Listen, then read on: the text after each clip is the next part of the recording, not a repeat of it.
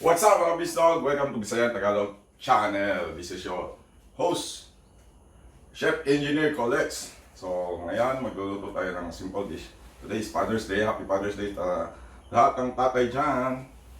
Sa tatay kong makulit, sa bayaw ko dyan, mga bayaw ko.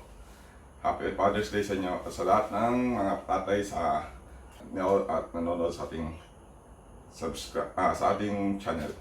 Okay, so today special day, we will cook a special dish, pasta dish. We call it beef lasagna. So, maglalasanya ulit tayo. So, very simple dish. Masarap pa, kasi favorite ng asawa ko to. Shout out sa mga tao dyan kay 5 minutes or less. Get well. Mamaya dadalang kita na lasagna. Si Inday Presley. So, let's start cooking.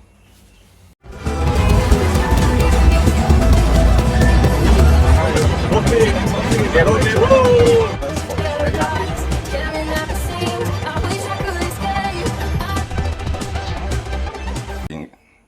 here's the ingredient for the beef lasagna. So, we have beef, carrots, pang add ng texture, onion, garlic, onion ring, parsley, cheese, mozzarella and plain cheese, then lasagna sheet. Also, we need the flour, salt, pepper, olive spread or olive butter, olive oil, coarse milk, tomato sauce, and we add some ketchup for the additional taste. So, let's start cooking. So, we start cooking. First, lulutuin muna natin yung meat natin. Yung meat sauce. Lagay tayo ng olive oil.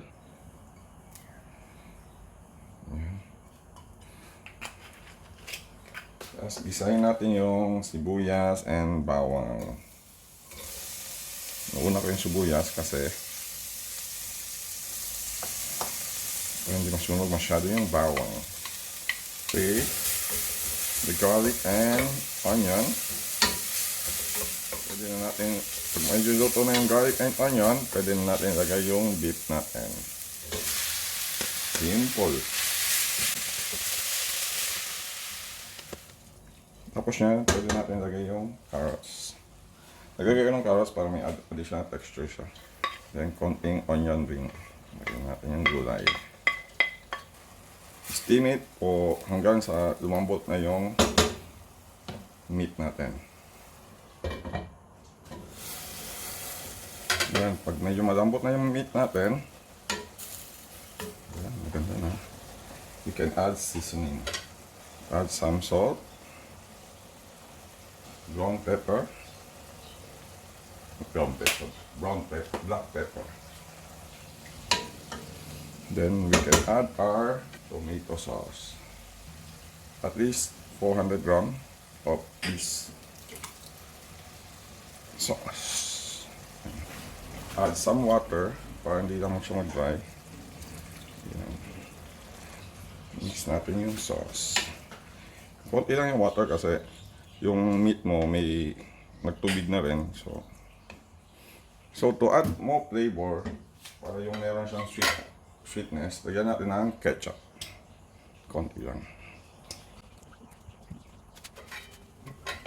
Pwede rin natin i-add na yung herb natin. Yung pastry.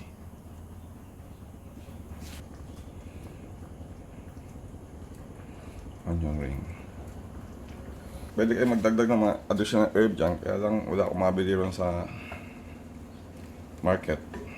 So, iyan lang nakikuha ko. So, kulain ulit natin siya. Gawa naman tayo ng bad cherry sauce. Pag mainit ng pan na pinapay, lagyan natin ang 4 tablespoon of butter on. Make sure na low heat. Para hindi masunog yung butter. Pag melt na yung butter, add na natin ang 4 tablespoon of flour. Make sure na pantay siya. Then gradually we will add our milk. Hinayin natin. Make sure na ma-dissolve na lahat yung yan.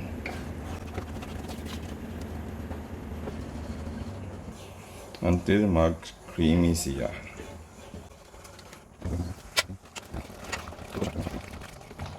Luto na rin yung ating meat. Ang milk natin. Kailangan nating dissolve. Ito yung bachelli sauce natin. Make sure na wala na yung bubo. You can add some salt. Flavor it. Pepper. Some herbs. Pampabango. Haluin natin para maging creamy na siya. Yan. Perfect na yung sauce. Yan na yung bachelli sauce natin. Yan. So, first coat, lagyan natin yung bachelli sauce natin na sobrang creamy. Wow! Perfect!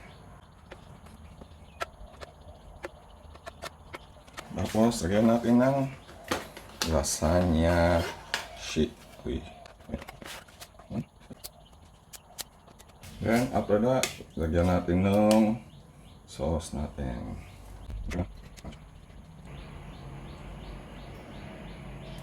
Lagyan natin yung bachelli sauce. Lagyan natin ng cheese. Mozzarella cheese.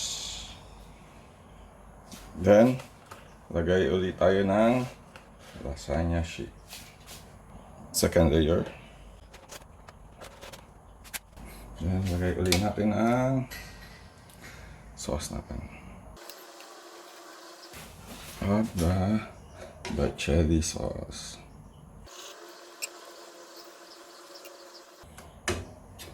Spread it.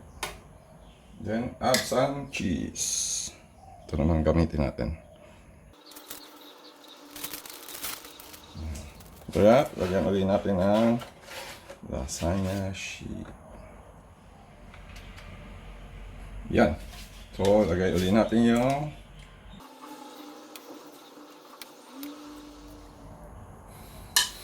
and then the bachelli sauce. Sakto. Some spring onion. Parsley. Natin yung cheese.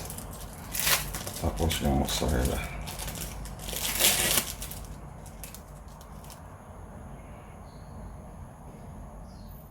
So, ito na yung ating lasagna. Pwede na siyang i-bake. So, set natin siya ng 200. And then, 30 to 40 minutes.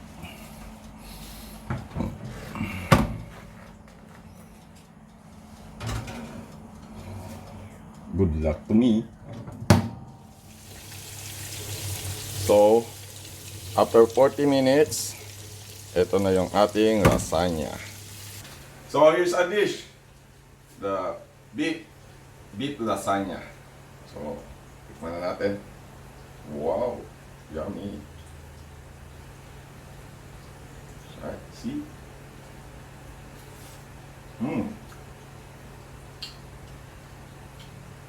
The best. So, for more video, please subscribe my channel, VisLog channel, and click the bell button below for your notification. So, para ma-notify kayo sa aking mga bagong video. And if you want to suggest new recipe, just comment down below. Then we will try to cook for you. Thanks for watching. Bye!